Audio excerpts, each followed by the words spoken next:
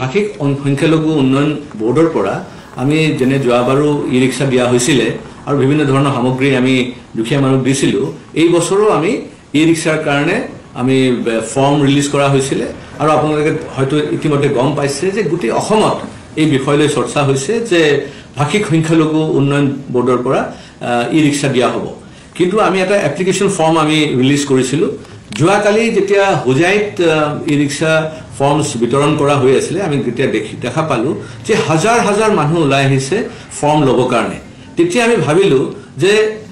form যদি আমি বিতৰণ কৰোঁ তে সেইটো এটা ডাঙৰ এটা মানে ইস্যু এটা হৈ যাব এইকাৰণে আমি ইতিমধ্যে শুনা পাইছোঁ যে ফৰ্ম বিক্ৰী হোৱা আৰম্ভ হৈছে আমি ফৰ্মৰ পিছফালে আমাৰ গাইডলাইন দিয়া আছে আৰু সেই গাইডলাইনত স্পষ্টকৈ লিখা আছে যে কোনো ধৰণৰ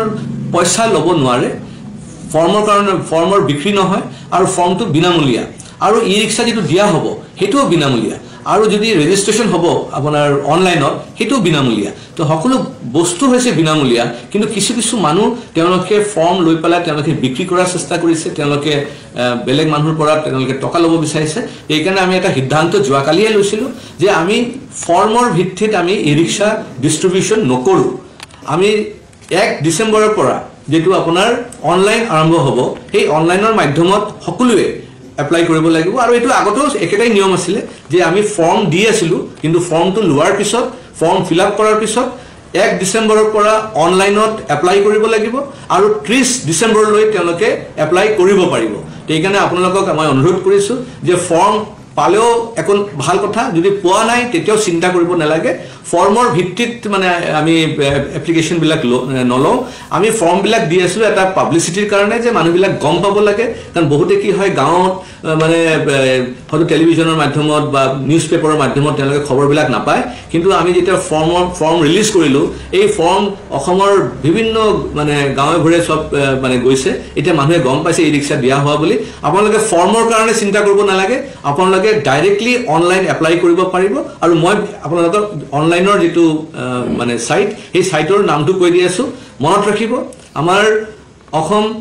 ভাষিক সংখ্যালঘু উন্নয়ন বোৰ্ডৰ যেটো সাইট হেতু হৈছে www.linguisticminority.com এইখানে মনত ৰাখিব আকৌ www.linguisticminority.com এইটো আপোনালোকে টাইপ কৰিব সেই সাইটত গৈ আপোনালোকে এইটো ফৰ্ম আপোনালোকে পাই যাব আৰু তাতে ফিল আপ কৰিব যি ধৰণৰ বস্তু তেওঁলোকে বিচাৰিছে তেওঁলোকে আপোনালোকে ফিল আপ কৰিব আৰু হেতু পৰাই আপোনালোকৰ একসেপ্টেন্সটো আহি যাব কিন্তু এটা কথা মনত ৰাখিব এই সাইটটো খুলিব 1 ডিসেম্বৰৰ পৰা 1 ডিসেম্বৰৰ পৰা এইটো সাইট খুলি যাব আৰু 30 ডিসেম্বৰৰ ৰাতি 12 লে এইখন সাইট চলি থাকিব আৰু এটা কথা মনত কৰিব যে এইটো হৈছে ভাষিক সংখ্যালঘু সকলৰ কাৰণে ভাষিক সংখ্যালঘু মানে লিংগুইষ্টিক মাইনৰিটি মানে যিসকলৰ ভাষা অসমত মানে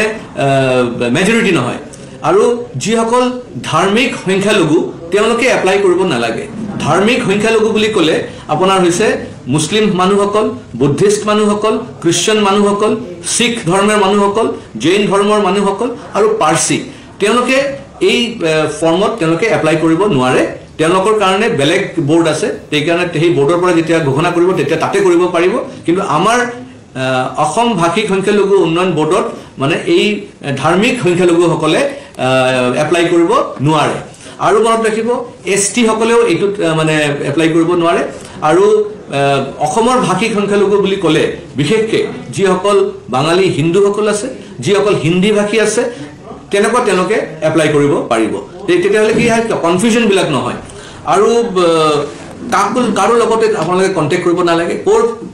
মানে ফৰ্মটো কৰবাত পাইছে যদি খালি ফৰ্মত আপোনাক গাইডলাইনটো চাই ল'ব পাৰে এই ফৰ্মটো কোটো জমা কৰিব নালাগে এই ফৰ্মটো আপোনাক কোটো এতিয়া আপলোড কৰিব নালাগে ডাইৰেক্টলি অনলাইনত আপোনালোকে এপ্লাই কৰিব পাৰিব এইখিনি মোৰ ক'বলগীয়া আছিল আৰু এটা কথা স্পষ্ট যিসকলে ই ৰিক্সা চলাব তেওঁলোকেই এপ্লাই কৰিব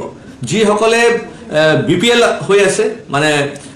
বিলো পভাৰ্টি লাইন মানে ফ্যামিলিৰ যিসকল মানুহ আছে তেওঁলোকে এপ্লাই কৰিব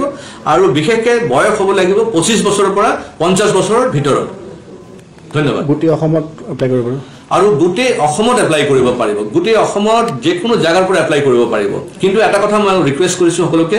কোনো কোটো পইচা দিব নেলাগে